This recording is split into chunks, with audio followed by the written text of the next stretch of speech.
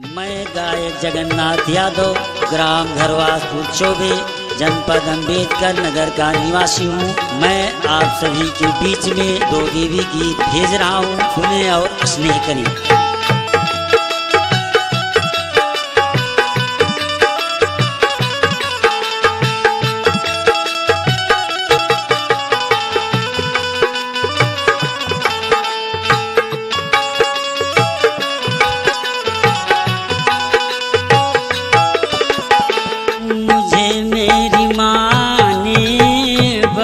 कुछ दिया है मुझे मेरी माँ ने, बहुत कुछ दिया है मुझे मेरी माँ ने, बहुत कुछ दिया है।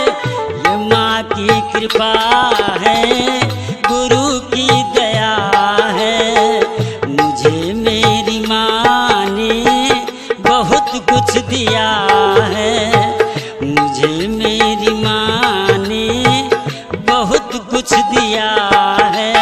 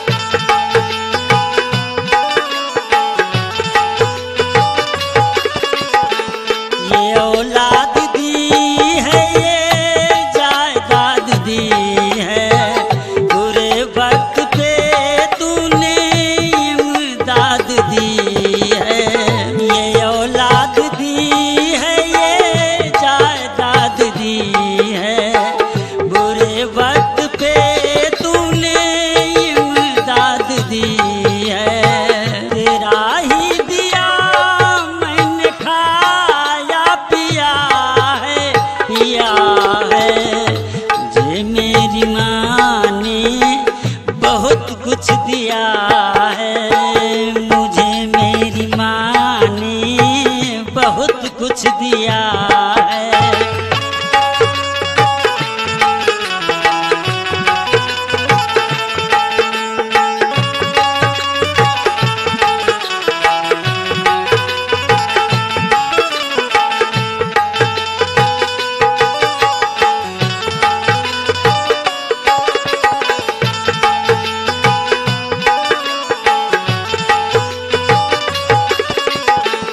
मिलती अगर दी हुई दात तेरी, तो क्या थी ज़माने में औकात मेरी।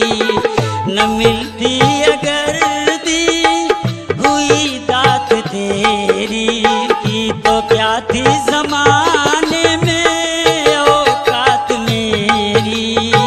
ये बाबा तो तेरे सहारे जिया है, मुझे मेरी माँ ने बहुत कुछ दिया है, मुझे मेरी माँ ने बहुत कुछ दिया है।